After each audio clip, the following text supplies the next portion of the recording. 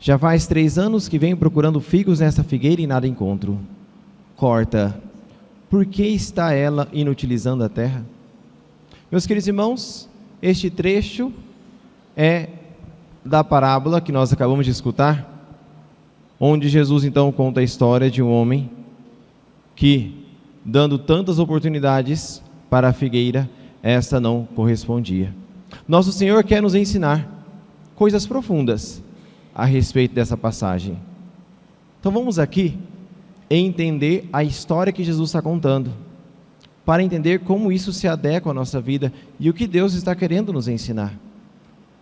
Ele conta a história de o dono de uma vinha, e esse dono da vinha, ele tinha um gerente, um empregado, que trabalhava lá cultivando a vinha. Para quem não sabe, a vinha é a plantação da uva. E tinha lá no meio da plantação um pé de figueira, bem bonito. Quando ele foi para plantar ali a vinha, ele pensou, caramba, eu não vou jogar fora. Tadinha, está aí a figueira, bom tempo, vou guardar ela, quem sabe, né? De tempos em tempos tem aí o figo, eu consigo pegar aqueles frutos. E então, deixou ao seu gerente, podemos dizer assim, da fazenda, para cultivar ali a uva e, consequentemente, cuidava também do figo. Naquela época, a vinha, ela era cercada por uma mureta, não existia murão como existe hoje.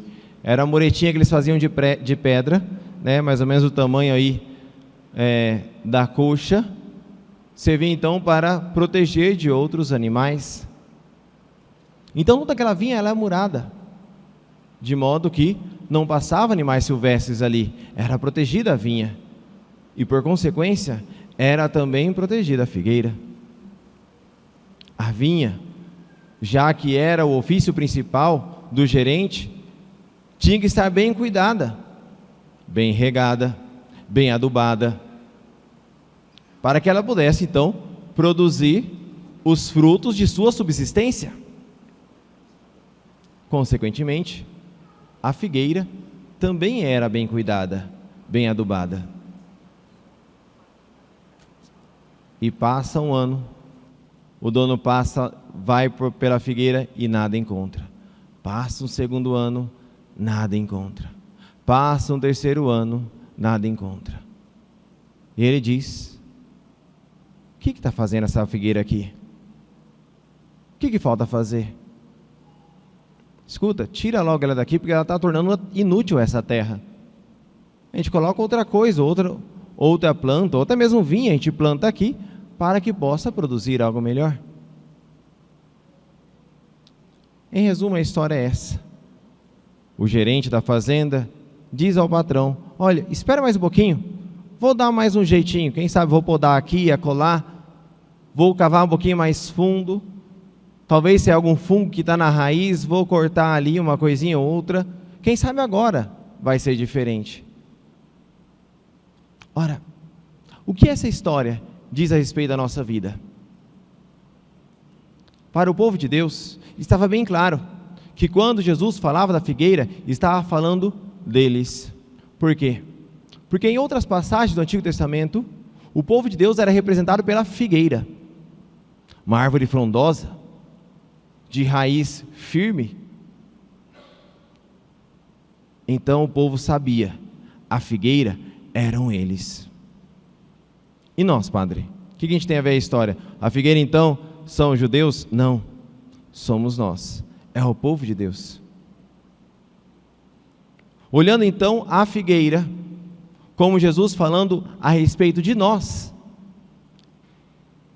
nós percebemos o quanto somos agraciados por Ele, quantos dons nós recebemos, quantas graças nós recebemos, quantas qualidades nós recebemos. E o Senhor quer nos chacoalhar para nos fazer refletir, e o que estamos fazendo em troca? Aquela figueira não estava lá para, a seu bel prazer, não, ela estava lá com uma missão, ela estava lá com um propósito, que produzisse frutos. Era este o motivo que a figueira estava lá.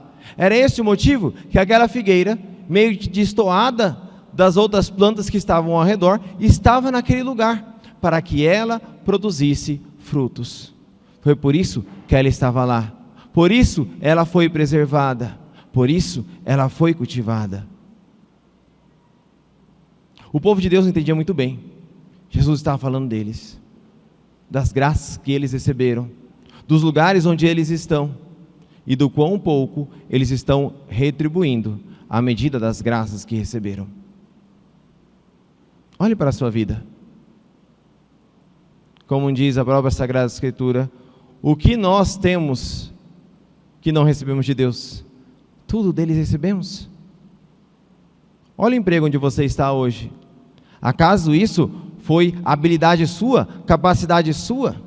Não, antes disso, foi graça de Deus.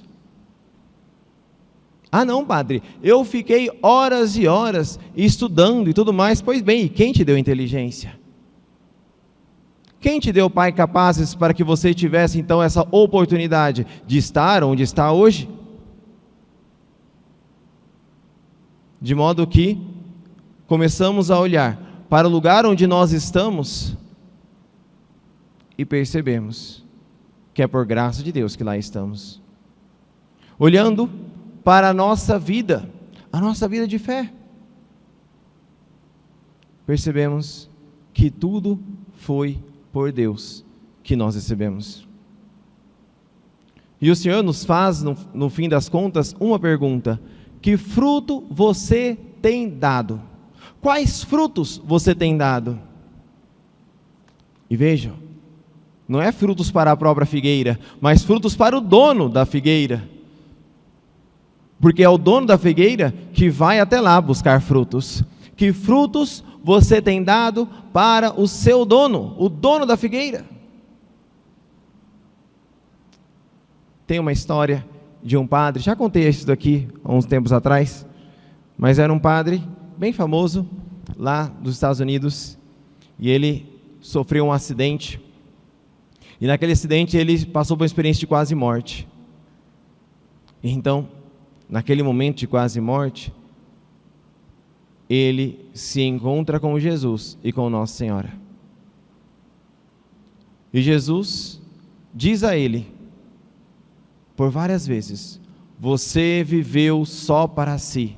Você viveu só para si. E veja, esse padre, ele fazia coisas boas, ele tinha programas, ele participava das pastorais e muitas outras realidades, mas no fundo, ele mesmo dizia depois de uma entrevista, que quando Jesus falava isso para ele, ele percebia que no fundo, o que o motivava a fazer aquelas coisas não era o amor a Deus, mas era a vaidade. Era o apego a si mesmo, era para ser bem visto pelos outros. Não era de uma maneira desinteressada, mas era com segundas intenções. E ele nem tinha como contra-argumentar, porque todas as vezes que Nosso Senhor dizia para ele, era a verdade mais profunda que ele estava dizendo. Ele somente abaixava a cabeça. E Nossa Senhora então apareceu e dizia a Jesus: meu filho, dê uma chance, quem sabe agora ele mude. E aí então o diálogo continua até que ele volta à vida. E a primeira coisa que ele faz quando ele volta é a de poder anotar tudo aquilo que ele tinha experimentado e dar o seu testemunho. Já pensou? No dia que nós encontrarmos com Deus, Ele dizer para nós: Raul, você viveu só para você. Todos os dons, todas as graças que eu te dei, ao invés de você utilizá-las por amor a mim, gerar frutos para mim, no fundo você estava gerando frutos para você mesmo. Já pensou se Deus olhar para nós e dizermos: eu te coloquei nesse lugar que você está hoje, esperando que você produzisse fruto para mim, e o que você fez? Produziu frutos apenas para você mesmo. Eu te dei essas capacidades, eu te dei este dom, eu te dei esse serviço, eu te dei esse emprego para que você desse frutos para mim. E para quem você deu frutos? Para você mesmo. São palavras fortes. Nosso Senhor, meus queridos irmãos, está querendo chacoalhar-nos. É isso que Ele está dizendo. E Ele vai além. Ele diz palavras duras. Vejam só, Ele diz assim: por que está esta figueira inutilizando a terra? Já faz 3 anos que ela está no lugar onde eu coloquei. Já faz 3 anos que ela recebe os cuidados que nenhuma outra figueira selvagem recebe. E, no entanto, ela não está correspondendo à altura. Ela está tornando inútil todo esse serviço. Ela está tornando inútil esse espaço.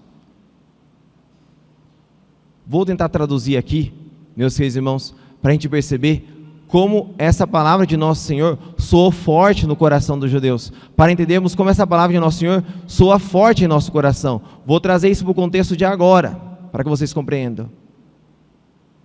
Quando nós deixamos de dar frutos para Deus, e vivemos uma vida assim, Ele está dizendo para nós: por que você está aqui, ocupando o espaço de alguém que poderia estar aqui, produzindo frutos? Você está tornando inútil esse assento. Palavras fortes. Não que Jesus esteja nos expulsando daqui, mas Ele está querendo nos chacoalhar e nos fazer entender. E como a gente percebe isso? Porque não termina assim. Termina com o gerente da vinha dizendo: vamos dar mais uma oportunidade. Quem sabe agora gere frutos. Eu vou dar mais uma podada. Eu vou cortar aqui a parte da raiz que está mais podre. Eu vou cavucar mais fundo e colocar mais adubo. Quem sabe agora a figueira mude. Enquanto estamos aqui, meus queridos irmãos, neste mundo, é como se o Senhor dizendo continuamente: vou te dar mais uma oportunidade. Quem sabe agora mude. Quem sabe agora comece a gerar fruto. Quem sabe agora faz diferente. É o Senhor que nos convida. Tempo da quaresma é tempo de conversão. É tempo de nós olharmos para o nosso coração e vermos como temos correspondido às graças que recebemos. Às vezes, meus queridos irmãos, a gente tem a compreensão de que o dízimo, por exemplo, é apenas dar uma parte do nosso sustento. Mas a verdade, o dízimo é dar uma parte de nós mesmos. Por quê? Se é verdade que tudo que nós somos e temos de Deus recebemos, então, de alguma forma, tudo que nós somos e temos, para Deus nós devemos entregar como gratidão. E a pergunta: você tem aí o seu curso superior, não sei qual é, vamos pegar aqui o exemplo dos que são formados. Que tempo você tem oferecido para Deus? Dessa capacidade, dessa graça que Deus lhe deu, para você gerar frutos para Ele. Às vezes uma partezinha, 2 horas, 3 horas por semana, quanta diferença faria? Eu acho tão bonito os nossos irmãos aqui do Terço dos Homens. Tem alguém aqui do Terço dos Homens? Levanta a mão, fazer um favor. Ótimo.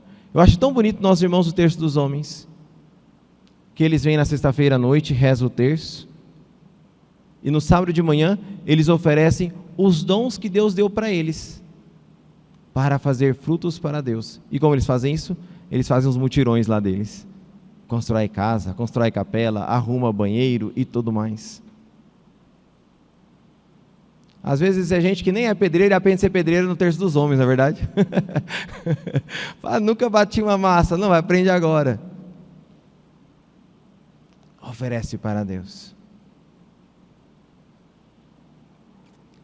O Senhor quer, nesse tempo da quaresma, fazer com que nós olhemos para o quanto nós somos agraciados por Deus, e nós percebemos o quão pouco nós temos retribuído com aquilo que Deus nos fez.